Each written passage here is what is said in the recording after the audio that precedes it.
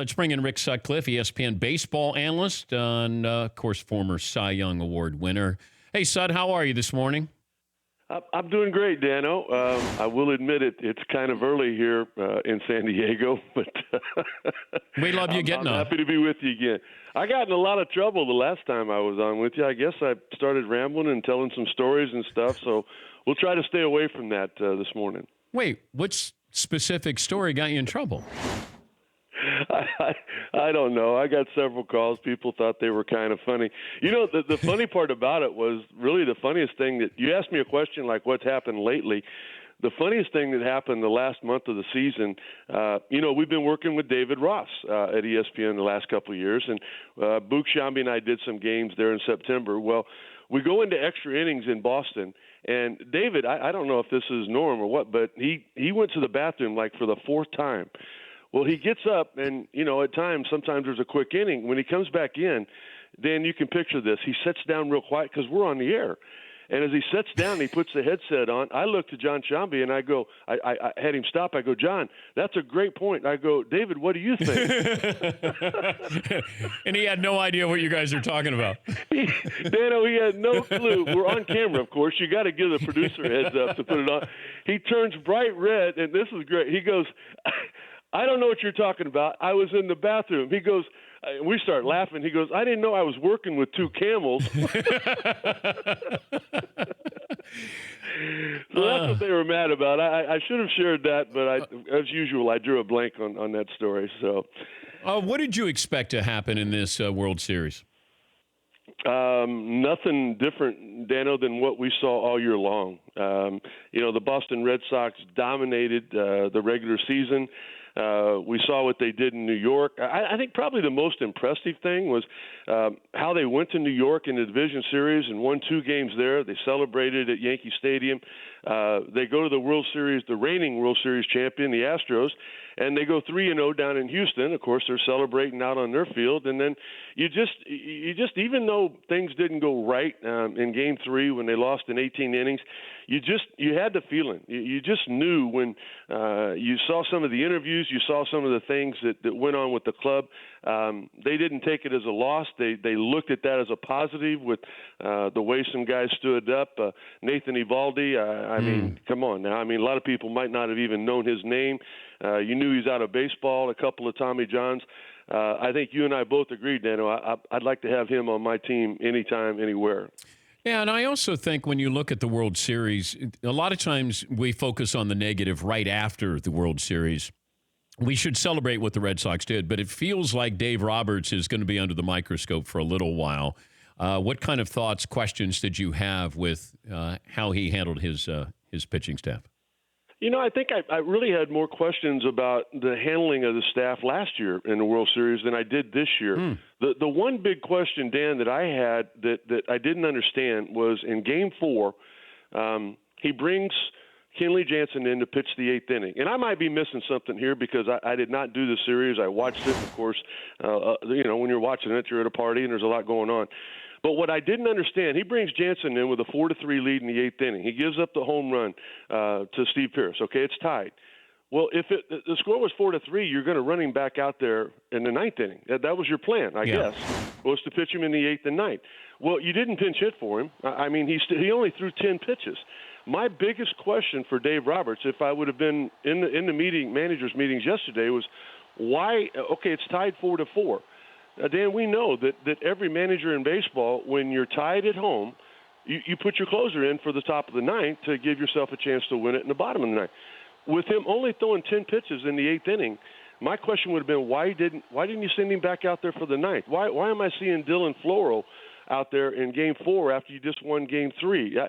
I would have sent Jansen back out there to try to win that ball game and even the series up. That was the biggest surprise to me. That's the one that kind of just jumped out at me. And I might have been missing some. I know they pinch hit for Barnes. I don't think there was any move made that made Jansen unavailable. That would have been the big question that I had. When it comes to dynasties, it feels like it depends on the sport. The Golden State Warriors are a dynasty. The Patriots are a dynasty. When it comes to baseball, are the Red Sox a dynasty when you consider that you don't really have a common thread as far as manager or star player with what's happened to this franchise, but when you think of dominating or baseball, wise, that they're a dominating franchise. Is this a dynasty? Yes. Yes, without a doubt in my mind. It's kind of a New England thing. I mean, when you think about it, if they don't play in the World Series and play in a Super Bowl, it's kind of been a difficult year for them. But I'll tell you something, Dan, that I learned earlier last year from the president of the Red Sox, Sam Kennedy. Sam talked about there being a difference between spending and investing. When you look at what they've done, they brought in a young manager in Alex Cora, who you can't say enough good things about him, and I'm sure you have all year long. But what did they do for Alex Cora?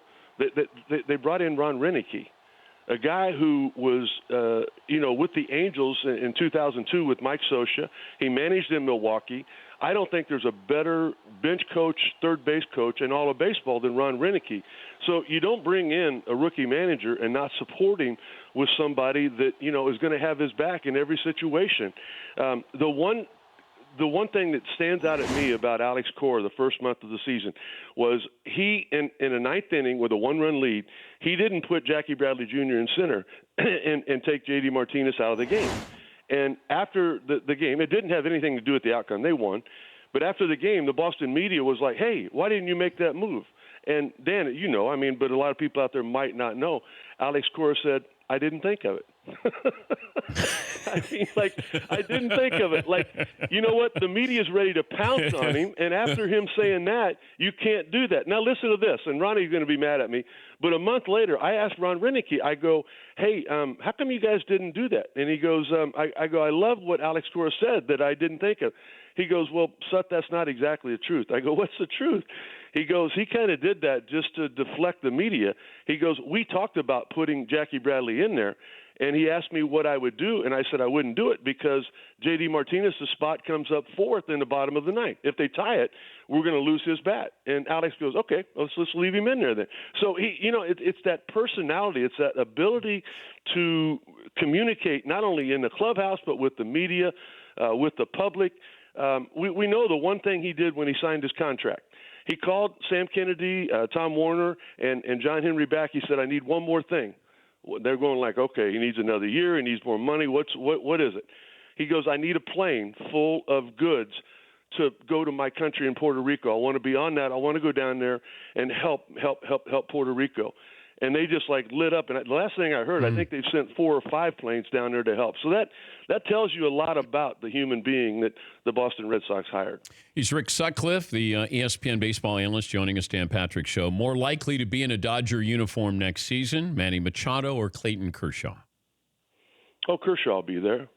I don't think at this point in his career, with all of the back injuries that he's left, I don't know that there's anybody out there that's going to pay him more or add more years to the contract that he's already on. No doubt in my mind. Okay. Manny Machado, that's a different situation.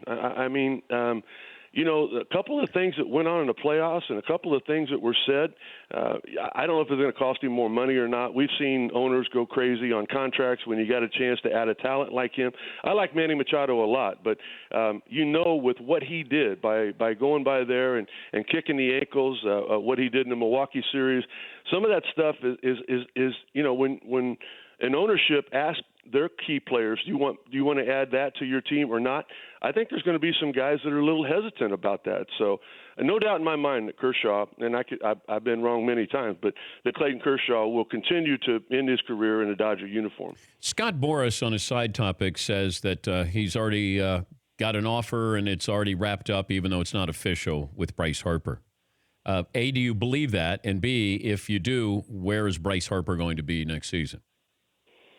I would believe that he has an offer. I wouldn't believe that it's wrapped up.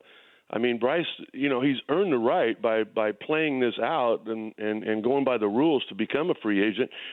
You got to take a look at it. I mean, he's got to take a look at what's out there. I mean, I think back to Dallas Green wanted to meet with me in 1984, the last month of the season, and after winning 10 or whatever, after getting hot, he says, you don't really need to meet right now. You've earned the right to get out there and look. I think Bryce Harper would be silly to have things already wrapped up without seeing what else is out there. And, the priority for him right now has got to be finding a team that he can win the World Series on. Who would you rather have, Bryce Harper or Manny Machado? I'd rather have Bryce. And you know what? I would have said Machado before the postseason started. Wow. But I'm not going to be Johnny Hustle. I'm not going to run things out. That's just not the tone that I would want to set for an organization, and that's not the way Bryce Harper plays the game. You're pretty sharp at 6:30 in the morning. Are you still up from last night?